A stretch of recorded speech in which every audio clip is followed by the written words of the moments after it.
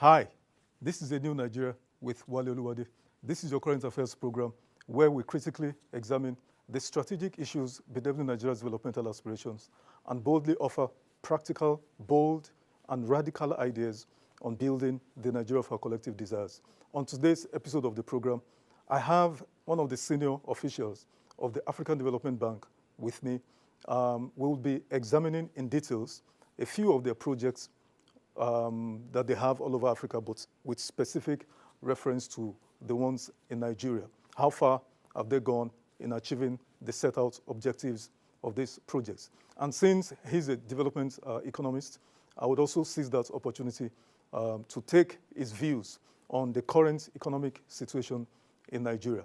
It promises to be exciting and engaging. It's something you don't want to miss. So we'll take this short break, and when we come back, we'll get right into the discussions. Please stay with us.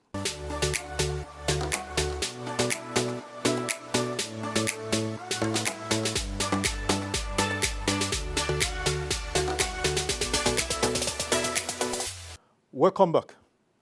My guest today is Professor Banji Oyelaran-Oyeyinka. He is the Senior Special Advisor on Industrialization to the President of the African Development Bank, where he is coordinating the establishment of agro-industrial processing zones and industrial policy in several African countries. Professor Oyelaran, just giving a brief bio on him. Professor Oyelaran-Oyeyinka holds a bachelor's degree, first-class honors in chemical engineering from the University of Ife, of course, now Obafemi Awolowo University.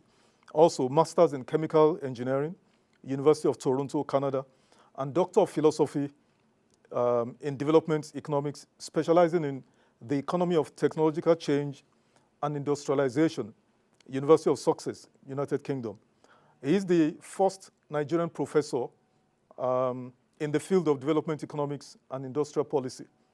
He is a fellow of the Nigerian Academy of Engineering and professorial fellow, United Nations University, fellow of the Nigerian Academy of Engineering, fellow Nigerian Academy of Chemical Engineering, visiting professor, the Open University UK, former member of the Governing Council of the Nigerian Institute of Social and Economic Research, NISA, member Advisory Council on Industrialization of the African Continental Free Trade Area, winner of the National Productivity Order of Merit.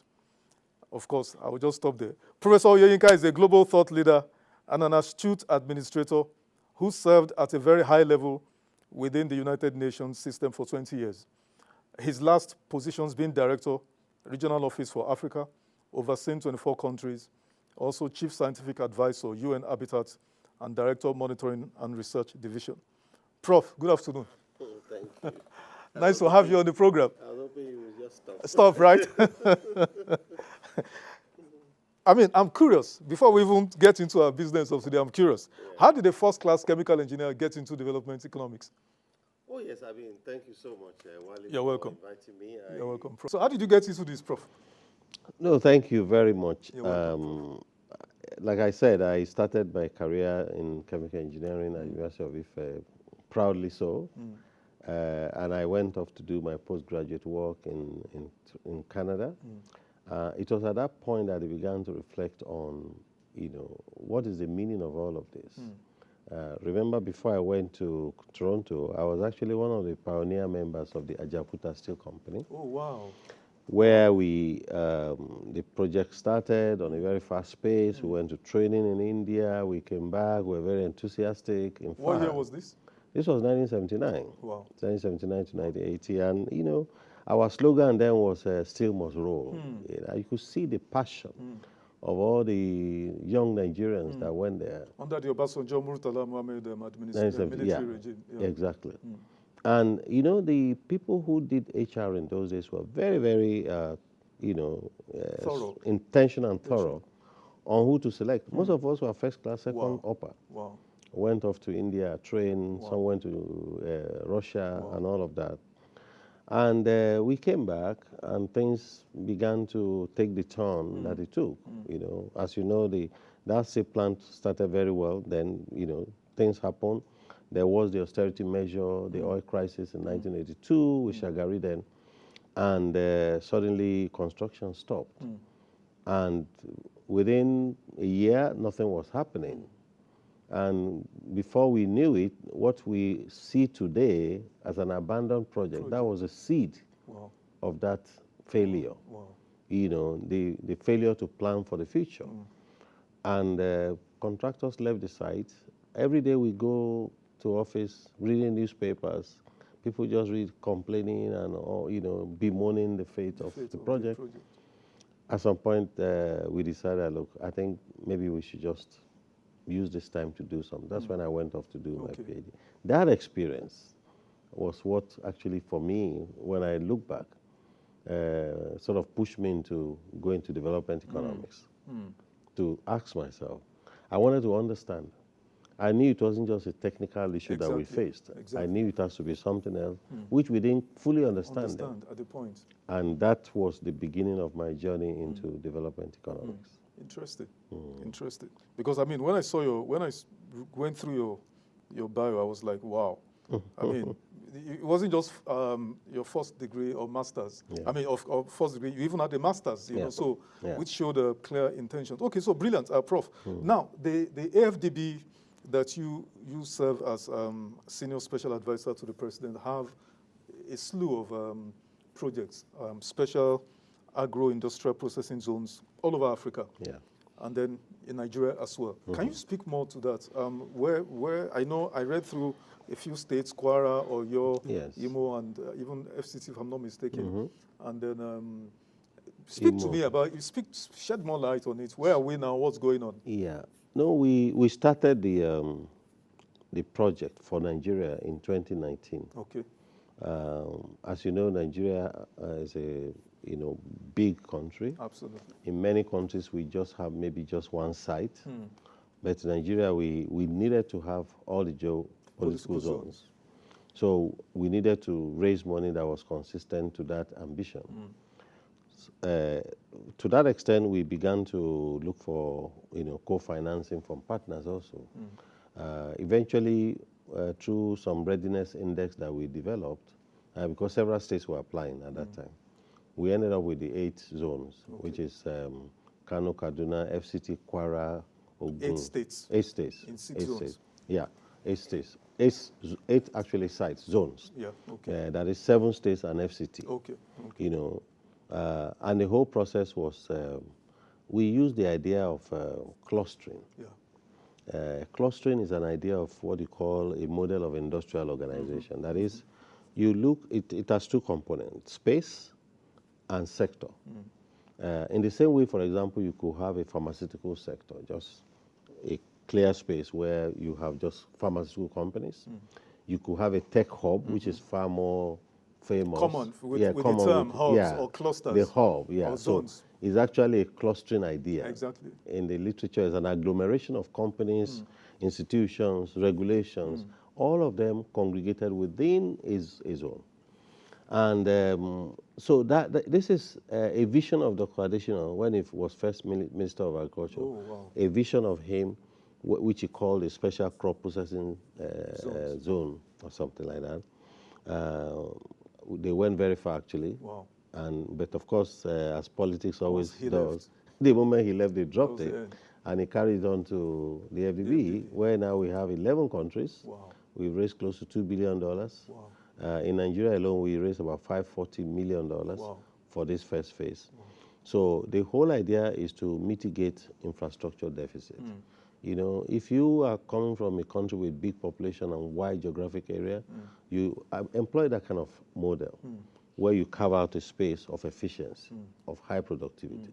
So the notion of space and sector is to 3 things. One is to ensure that you have high productivity within that space. You have water, power, roads, everything in that place. Just like you have estates, you know, housing estates, where everything is there, 24-hour power services. Second thing is also that you want to ensure also that you have a threshold of manufacturing industrial actors within that zone, where you create backward-forward linkages. You know, for example, a company is making, let's say, noodles. The company making the packaging of noodle is just next door. Exactly.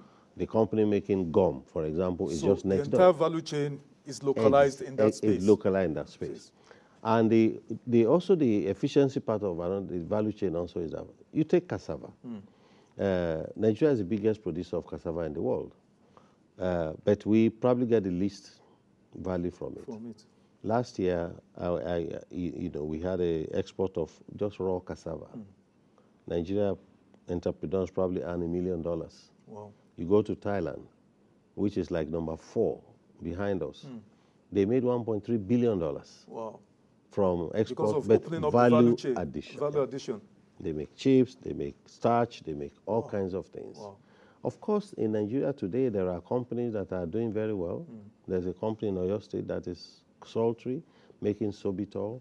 One of the derivatives of this cassava, for example, is ethanol, methanol, sorbitol, fructose, all those things. But we need to grow more. We need to escalate our ambition. Nigeria is punching below its weight. That's the way I look at it. Absolutely. If we have 200 million people, we should do more. Some folks will argue that, we need to eat first. Yeah, but I always tell them, yeah, we need to eat, but we need to do other things. We need to wash our clothes. We need to make dresses. We need to make clothing. If your ambition is just to eat, you are most miserable a person. Absolutely. A country like India achieved its green revolution in 1964. Wow. Today, you look at the sheer volume of exports of India, even agro alone is outstanding. Wow. Vietnam has joined them. Vietnam in 2019 exported goods and services $380 billion. With a small population. A small population of 90 million compared with us. So you look at our export to GDP ratio, it's so low and miserable. It's miserable, absolutely. That's the right word. So I tell folks, I said, so you just want to eat fufu and gari and die? Others have overcome that. Yes, we have to achieve food security. Number one, very important. Absolutely. And this is, I believe, one of the things that the government is doing. I know it's difficult in the land, but beyond that, you have to diversify from oil. Absolutely. You have to export goods, manufactured goods, not raw materials. The export of crude oil, export of cashew or cassava. Natural resources, what's it called? Mineral resources. Resources. We need to move away from them and focus on, every other, other sectors. And then, of course, but, Prof, they bring me to the issue. It's a good thing you started talking about. But I need you to shed more light. These 8 zones that you already have. Yes. Mention what these 8 zones are doing differently. Now, how is this impacting, if they've gotten to that point yet, how is it impacting on our export drive, our export ambition, and all of that? Can you shed more light? So, as at today, I'm happy to report to you that we've got to the point of disbursing to the states now. Okay. Disbursing the money that I mentioned. Okay. It's been a long process. The disbursement is going to the states? It will go to the states. The program is it in conjunction with state governments or local governments or with private sector? How does it work? So the loan from the AfDB, which is development finance institution type of loan, very cheap loan, long term, it's almost like giving somebody free money. Okay, what's the tenure? The tenure? 25 years. 25 years. 8 years moratorium, interest rate below 3%. Okay, okay. So the federal government takes the loan on behalf of the states. Okay. The states will now sign what we call the SLA. Okay, service level agreement. Subsidized loans agreement with the government. Which is being done now. Yeah, with the federal government. Okay. All that have been done now. Okay. Those are the things step by step that took a while. Okay. So they've signed off on all those, all the 8 except one. Which one hasn't signed on? Let me leave them alone. So, but no, Prof. But this is a public, public platform. I mean, I can understand if you don't want to, but what reason would they have for not wanting to? Well, they have some, fiscal arguments which I don't agree with. Okay. But for us, it's a good thing that there's counterpart funding. Is that why? Is there an issue on counterpart funding? Yeah, they also had other avenues. Okay. which maybe they are judged Better for them. Okay. But for us, it's a good thing. We are still working together. Okay. We are still, they use our model, the Special Agro Zone model. Okay. We are, assisting in every way that we can. Okay. So as you said, so now we are at a point where we are disbursing to these states. Okay. The states, we've helped to set up, project implementation units for each state. Those will be the oversighting agencies for the projects. Each of them will now pick a partner. Project implementation unit, PIUs. Okay, PIUs, yeah.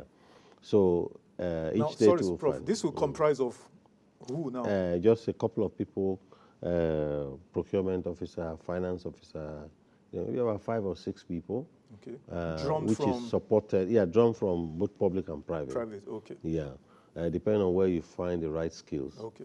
We ensure that these groups are highly competent people, so they will be in charge of day-to-day monitoring and evaluation. Exactly. Okay. So those are the nitty-gritty thing in industrial How much policy. are each of the states getting? They vary. Okay. Some get 50 million, some get $50 million. Yeah. Some get 100 million, CADO 100 million. So, and then we have 2 partners, 3. We are 3 in this thing. Okay. AfDB, Islamic Development Bank, IFAD. Okay. And also there's an agency called Africa Grow Together Fund, which is a small, but they all contribute. Actually, IFAD is the one funding Kano, Kwara, and FCT. Okay. So we are working very closely together with them. We take all our models are all the same, and we try to ensure that none is no state is being left behind in this. So hopefully our goal now, and this is one of the reasons why I've been home a little bit since last week, is to get to a point where each state will now begin construction. Okay. So the next step now is for them to pick what we call DBOs. Design, build, operate, like EPC contractor. Okay. Yeah. So how would that contribute?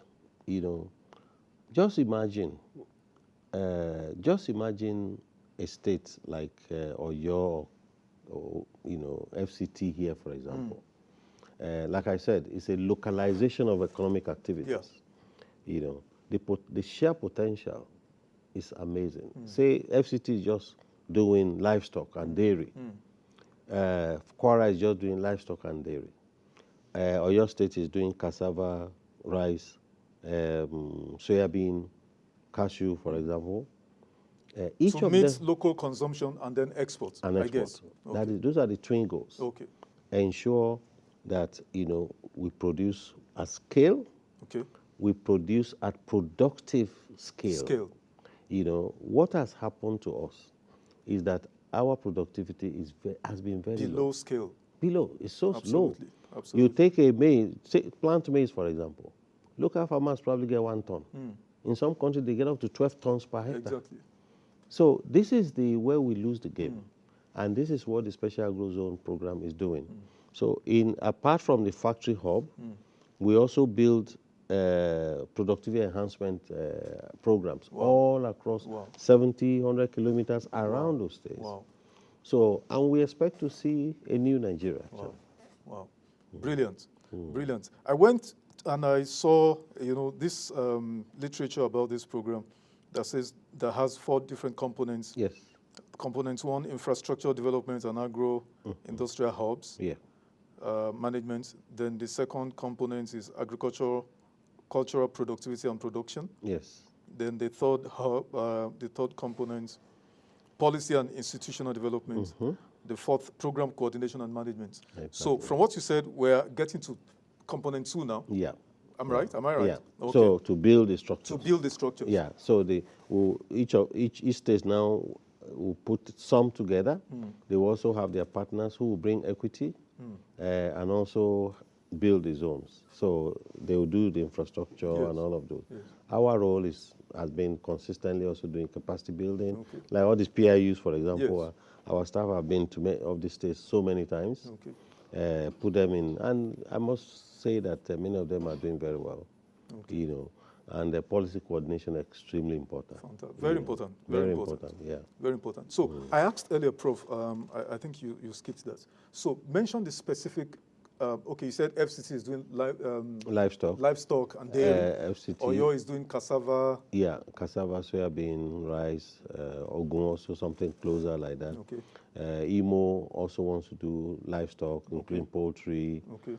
But once you trigger one sector, the backward-forward linkage is just endless. Absolutely. If you are doing livestock, you need feed mills. For livestock. You need feedstock, you need that, you need machinery. So each of them will just trigger those linkages. Exactly. And that's really the strength of the special agro zone. Interesting. Now, let me ask you. When I saw this, when I went through this literature in the past couple of days, I've been very busy, but I had time to just go through it. On my program, I've done a number of episodes where I dwelt extensively on, building up, as it were, a bottom-up approach to nation building. That we all sit in Abuja and criticize the federal government. Once in a while, randomly, we criticize the state government. But my own understanding of development is you've got to go down to the grassroots, especially the local governments. Right. If possible, you break it down to wards. So we have 774 local governments. We have 8,812 wards all over Nigeria. We have a crisis of insecurity that is connected to ungoverned spaces. What is happening to the ungoverned spaces? Because no activities are taking place. So criminals come in, find a safe haven, take over the places, and these are ideally meant to be centers of economic activities, like what you're talking about, what you're,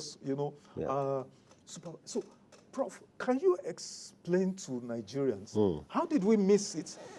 There's a video I saw where an interviewer was interviewing Professor Akema Bogunje, who was talking about in 78, Chief Obafemi, in preparation for the 79 elections, set up a committee to look at what they called optimum communities, local government developments and all of that, as the bastion of economic industrialization. How did we miss the train, Prof?